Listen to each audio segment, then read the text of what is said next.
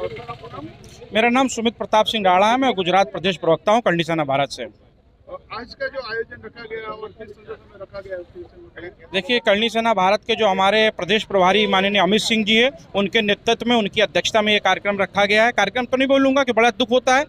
आज आपको मालूम पूरा भारतवर्ष में आक्रोश है। बात राजपूत समाज की नहीं है कि राजपूत ही आए हैं, इसमें सारे वर्ग के लोग आए हुए हैं। आपको मालूम है, परसों वलसाड़ गया था, वहाँ पे आदिवासी लोगों ने भी पूर्ण रूप से समर्थन किया था, क्योंकि सुखदेव सिंह दादा गोगामड़ी ने बोला था, ब्राह्मण, वैश्य, बनिया, अगर इन पे कोई बात आएगी तो क्षत्रिय अपनी तलवार के दम पर उनसे इंसाफ करेंगे। और आज हम लाइन ऑर्डर को मानते हैं और कोई भी नहीं देख सकते। हम लोग ने बाकायदा परमिशन लेके सारा कार्य कर रहे हैं। यहाँ से एक यात्रा निकलेगी जो जाके अंबा माता मंदिर पर समाप्त होगी, और यहाँ पे सारे वर्ग के सारे हिंदू संगठन यहाँ पर आए हैं और बहुत कोऑपरेट कर रहे हैं, और हम भी बड़े शांतिपूर्वक कर रहे हैं। लेकिन 10 तारीख यानी कि कल, आज 72 घंटे पूरे हो जाएंगे। अगर सरकार ने वहाँ पे हमारी मांगें नहीं पूरी करी तो हो सकता है आने वाले समय में कोई विरोध प्रदर्शन हो सकता है। अगर आवश्यकता पड़ेगी तो राजपूत समाज कहीं से कमज़ोर नहीं है, पूर्ण रूप से बहुत सक्षम है, और कहीं ना कहीं हम लोग उस पर कार्रवाई करने का काम करेंगे। सर, कहा जाता है कि गोगामड़ी सर ने सरकार से और यहाँ के जो पुलिस प्रशासन है उनसे सुरक्षा मांगी थी,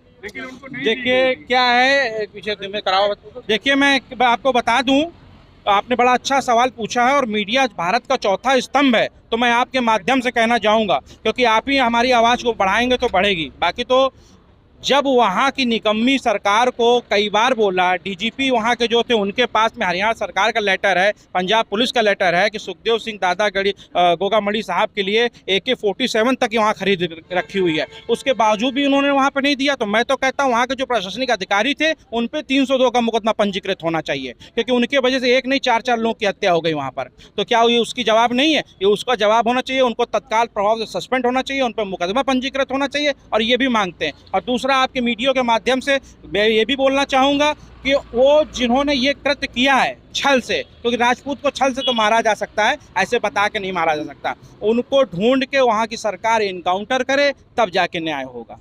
और सर, सुखदेव जी गोगामड़ी जी के ऑफिस पे अगर कोई मिलने जाता था तो वहाँ पे क्या जो सुरक्षा बल थे, तो क्या वहाँ पे जांच नहीं की जाती थी?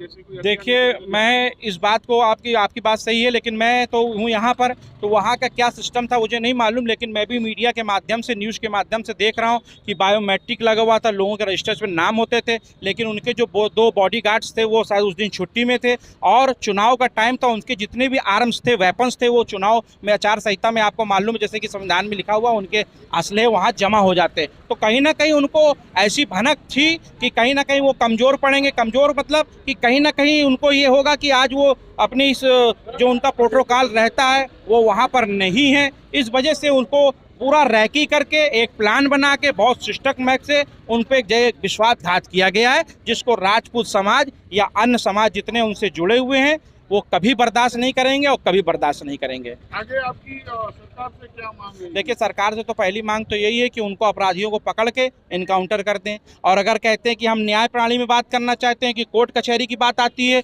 तो ये भी बता देना चाहता हूँ, 2 बजे या 3 बजे अल्टीमेटम स्टार्ट जो होती है कचहरी कोर्ट वहाँ पे करें, और उसका तुरंत तत्काल प्रभाव से ट्रायल करा के उसको फांसी देने का काम करें, तो राजपूत समाज को लगेगा कि हाँ, प्रशासन ने वाकई में काम किया। नहीं तो ये सब संघर्ष जो है जारी है, क्योंकि मैं देखिए लॉ एंड ऑर्डर को मानता हूँ, शासन को मानता हूँ, प्रशासन। राजपूत जितना शांत है उतना उग्र भी है। हमारे पूर्वज महाराणा प्रताप, पृथ्वीराज चौहान, बब्बर राव, ये सब आपने मालूम है, राणा सांगा जितने। तो हम लोग क्यों लड़ते हैं? न्याय की लड़ाई लड़ते हैं बस, और न्याय नहीं मिला तो कहीं हो सकता है आने वाले भविष्य में कहीं ना कहीं बड़ा आंदोलन होगा।